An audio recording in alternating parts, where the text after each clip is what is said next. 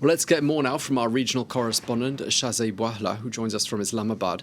Shahzaid, taking back control of that prison was a long and deadly operation, but tell us more. It's come to a conclusion now, hasn't it? Well, the attack that started late in the afternoon yesterday came to an end nearly 20 hours later. After the armed forces killed all 8 militants that entered the prison on Sunday afternoon. The attack that started on the last day of the Eid ceasefire between the Taliban and the Afghan forces has been claimed by Daesh, and we have confirmation that at least 29 people were killed and 50 were wounded in this attack. Some locals who live in the neighborhood close to the Jalalabad prison told me over the phone that they had never heard such intense firing, and they spent their whole night under intense fear. It was quite a tactical attack where heavy machine weaponry was used, and there were a number of bomb blasts, and it looks like that the attackers had a clear idea on how to enter the prison and hold it for a long period of time.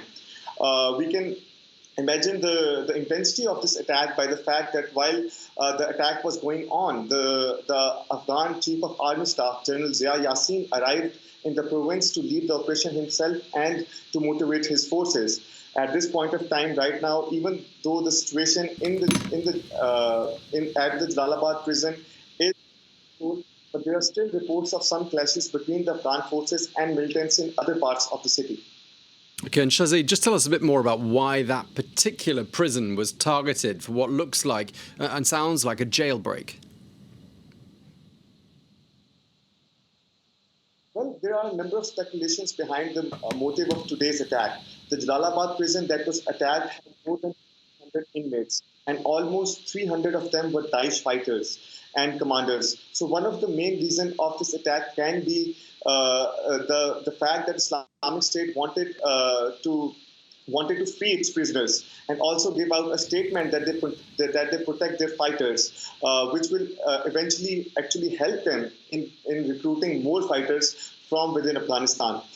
Some security officials also say that today's attack can actually be a revenge for the killing of the head of intelligence for Islamic State's Afghanistan chapter, Asadullah Orakzai, who was just killed a few days ago, and he was the head of the Islamic State's secret cells in the country. So we can say that it was a way to avenge the killing of their top leader and also to make the group's presence felt in the country.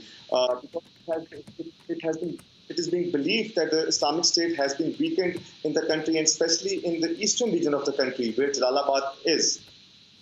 What we need to remember is the fact that this part of the country used to be a stronghold of the Islamic State in the past, but they suffered huge losses, big losses at the hands of the Afghan forces and Taliban in recent years. Okay, well, thank you very much indeed for that update. France 24's Shahzaid Wahla. Thank you so much.